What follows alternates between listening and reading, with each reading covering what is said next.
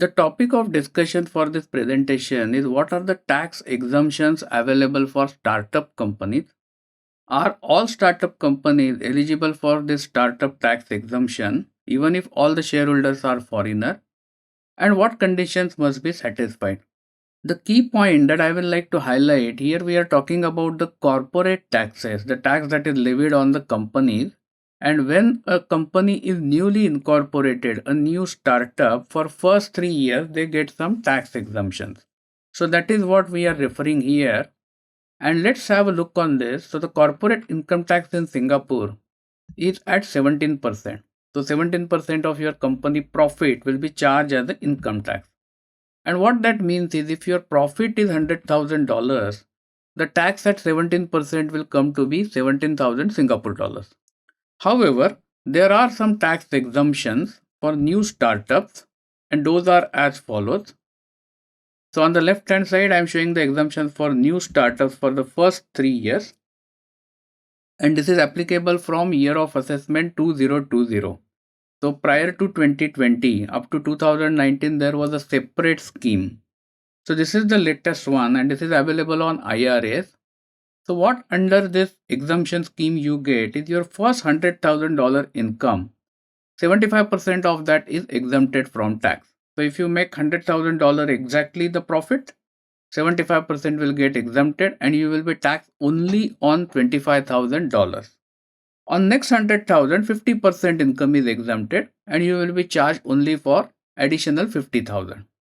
Now there is exemption for existing companies also, but I am not going to handle that here because I have another presentation explaining that.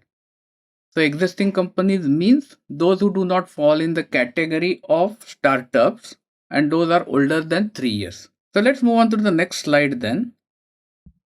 So here I am showing you a sample calculation of how this exemption will work. So we are concentrating on company B. So the sale is 500,000. Total expenses are $350,000. Net profit is 150K. And out of first 100,000, 75% exempted. So that is 75,000. Out of next 100K, but there is no next 100K, there is only next 50K. So out of that 50% is exempted, that is 25,000. So the taxable income in this case will become 150,000 minus 75,000 minus 25,000. Taxable income will be 50,000 on which at 17% tax of $8,500 will be chargeable. So as a result, effective tax rate comes down to 6%. And the same way, I have given example for company A with slightly higher profit. You can go through that calculation. So the next question is what are the qualifying conditions? So there are two sets of qualifying conditions. First of all, it is available to all companies except a company whose principal activity is that of investment holding and a company which undertakes property development for sale, investment or for both the purposes. So technically, investment holding and property development companies do not get this exemption. Any other company will get it. And now there is another second set of conditions that company must be tax resident in Singapore. Share capital of the company is beneficially held directly by no more than 20 shareholders.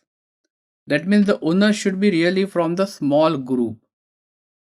And all the shareholders are either individuals or at least one shareholder is an individual holding at least 10% of the issued ordinary share capital of the company. So what this effectively means is the companies which are ultimately held by individuals not amounting to be more than 20 shareholders are allowed. So if there is a big listed company somewhere abroad and it starts a subsidiary here in Singapore, they won't get this exemption because the beneficial ownership is actually with thousands of people who are in the end owner of the parent company.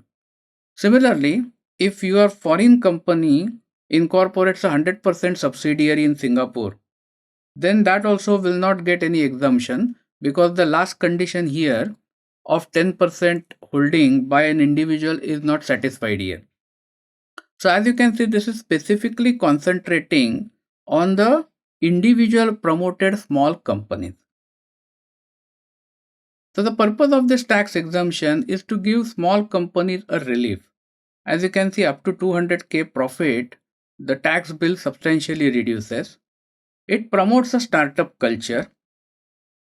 The effective tax rate comes down to somewhere around 8 to 9%, which is quite attractive, and that's also for first 3 years. Tax exemptions are available for Singapore resident companies only. And the most important is there is no mention of the ownership type. So tax exemptions are available to 100% foreigner owned companies also.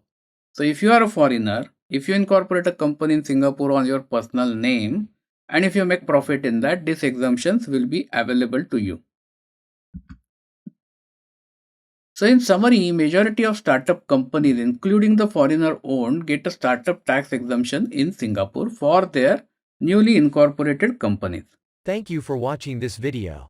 This video was brought to you by Epica Consulting Singapore.